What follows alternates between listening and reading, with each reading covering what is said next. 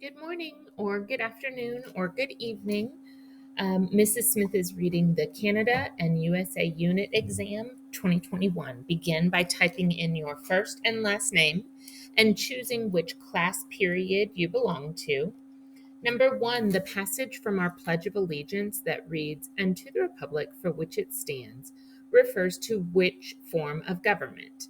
Is that theocracy, direct democracy, representative democracy, or oligarchy? Think about the type of government we have in the United States.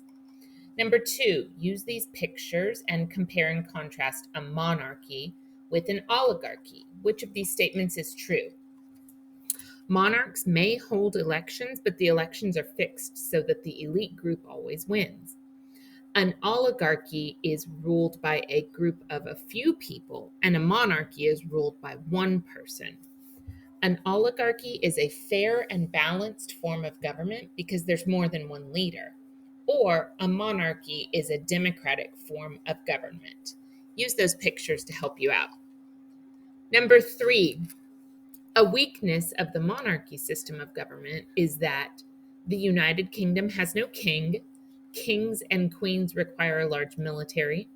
Rulers are not selected based on ability, or people do not enjoy voting to select their leader. Number 4, according to the graph in 2000, which two ethnic groups were just above 10% of the population of the United States? So let's look right here where it says 10%. So this is in 2000. So we need to go to 1980, 1990, 2000, and 2010. Make sure you're looking at the 2000 column. Is it Asian Americans and Caucasians, Hispanics, African Americans and Hispanics, or Caucasians and African Americans? Again, in 2000 and just above 10% of the total population. Same graph, second question. According to the graph, which ethnic group showed steady decline during the years of 1980 through 2010? Decline means go down. So which bar slowly went down through 1980, 90, 2000, and 2010? Was that Caucasians, African Americans, Hispanics, or Asian Americans? Number 6, in the representative democracy of the United States, which constitutional principle do these statements illustrate? The president appoints new members to the Supreme Court. The Senate must approve presidential appointments to the Supreme Court, and the Supreme Court can declare laws made by Congress unconstitutional.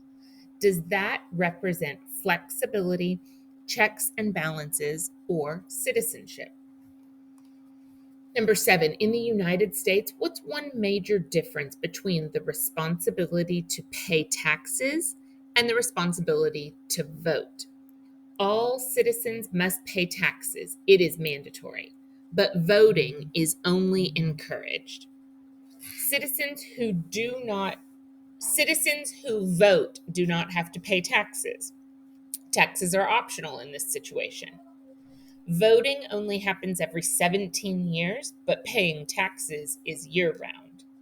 Or it is mandatory for all citizens to have to vote no matter your age, but only adults pay taxes. Number 8, the first 10 amendments of the U.S. Constitution are called the Bill of Rights. Which statement is true? An amendment is a change to a document. An amendment is a Supreme Court justice. The postscript of the Constitution is more important than the Bill of Rights.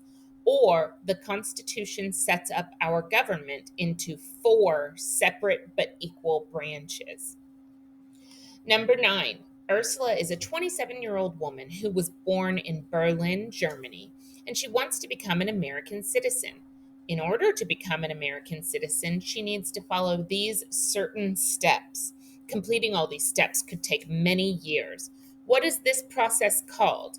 Step 1, take an immigration interview. Step 2, pass an immigration test. Step 3, complete an oath ceremony. Is that called reverse immigration, Americanization, paying taxes, or naturalization. Number 10, the introduction to the Constitution is called the preamble. What did the words in the preamble to the Constitution tell us about the purpose of the document called the Constitution? We, the people of the United States, in order to form a more perfect union, establish justice, ensure domestic tranquility. Tranquility means calm. Provide for the common defense, promote the general welfare, and secure the blessings of liberty, do establish this Constitution. According to these words, our Constitution does what? Provide employment for all U.S. citizens, protect the rights of U.S. citizens, create new states, or develop pride in the United States. Number 11, which of the following statements is not true of citizenship? That means 3 of these are true and 1 of them is false. You've got to pick the false one. Being born in the United States makes you an American citizen. All people living in a country are automatically citizens of that country. People who move to a country can become citizens by completing certain requirements and participating in a naturalization ceremony. Or a citizen is a legal member of a country. Number 12, I'm going to read about Jorge, and you're going to tell me about the government of Jorge's country. Jorge lives in a country where they just held elections. Winston Wade was just elected to the office of Prime Minister. Jorge did not vote for Winston Wade. He doesn't agree with the Prime Minister Wade's view on taxes. However, the majority of the people who voted in the election voted for Winston Wade. Jorge decides that he will vote in the province's midterm elections. He hopes to find a candidate who thinks the same way he does about taxes. So, is Jorge's country a democracy, autocracy, monarchy, or oligarchy? If I were you, I would look at this image right here and try and remember which images we drew on our anchor chart for types of government. Number 13, in the United States, there are many duties of citizens, including paying taxes and following laws. If a person breaks the law, judges can decide on a sentence. The group of people that decides what to do with a criminal is called is that a jury, is that a trial, a jury, a lawyer, or a library? Number 14, what advantage does a dog sled like this image right here have over a snowmobile as a form of transportation in the northernmost parts of Canada? Dog sleds can handle a wider variety of terrain, including water. You can travel much faster on a dog sled than a snowmobile, or you're less likely to get lost on a dog sled because dogs can travel even in blizzard-type conditions. Number 15, which of the following statements is a common misconception about the Inuit? That means people think this, but they're probably wrong. During winter, most early Inuit lived in igloos made of dirt and earth. A traditional Inuit diet consisted of mainly meat, seals, caribou, and whales. Most Inuit live north of the Arctic tree line, or Eskimo and Inuit are interchangeable terms, meaning you could call Inuit Eskimo. Number 16, based on the reading passage, what did Canada's leaders do after World War II to attract more people to live there? To help increase the nation's industrial power, Canada needed more workers. Canada's leaders made it easier for people to enter the country by encouraging immigration. Canada's population began to grow, particularly after World War II, which helped Canada meet its need for more workers. Immigration laws encouraged people to move to Canada from other nations. Canada's population jumped from 12 million people in 1945 to nearly 36 million people in 2016. So what did Canada's leaders do? Did they increase the number of farms, adjusted immigration laws to make it easier for people to move to Canada, or 12 million people were in Canada in 1945?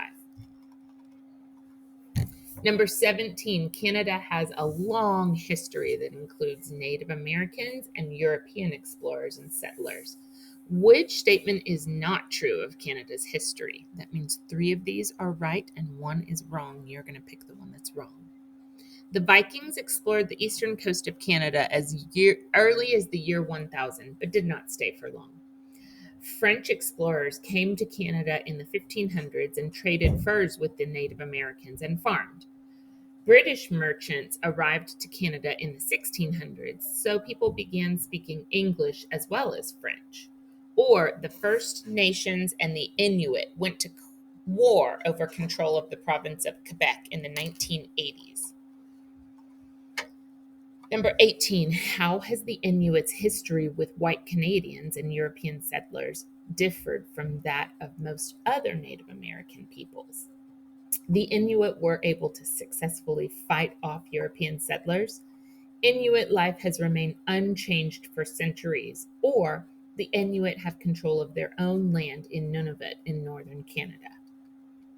Number 19, there are 4 words and 4 definitions. You'll have to match the word to its definition.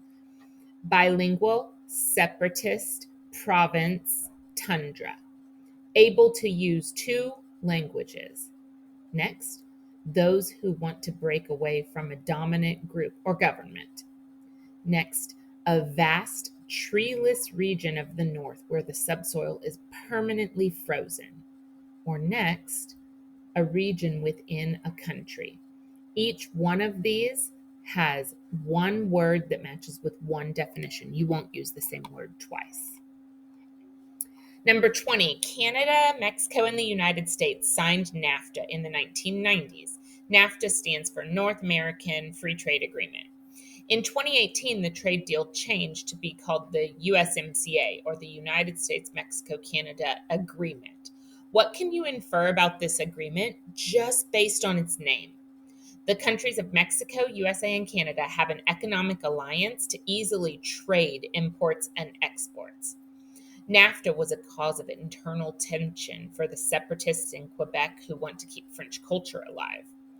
Canada allows the Inuit to continue whaling despite the whale being an endangered species. Or Canada's biggest exports are petroleum and oil, machinery, industrial parts, and vehicles. Only choose an answer that it talks about in the number 20 question. 21. Based on the map, in which region is the absolute location of 80 degrees north, 80 degrees west?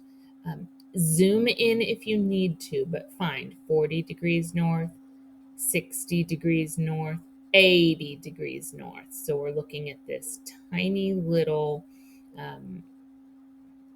line of latitude right here. And then 120 degrees west, 100 degrees west, 80 degrees west. We're going to follow that line up, and where this line, 80 degrees north, intersects with this line, 80 degrees west, Mrs. Smith's cursor is over some of the islands in the very northern part. Is that the northern lands called Nunavut, Quebec and Ontario, the prairie provinces called Saskatchewan, or is that the United States? Again, right where Mrs. Smith's cursor is. 22, based on the map, which region of Canada is bordered to the south by the Great Lakes of the United States? Here are the Great Lakes of the United States. Did you see them? The Great Lakes of the United States. Of course, we'll zoom in if we need to. So, which region of Canada is bordered by the Great Lakes? Is it Quebec and Ontario, the Northern Lands, Greenland, or the Atlantic provinces? Press submit when you're done, and it should show you your score immediately. Good luck. I hope you did very well.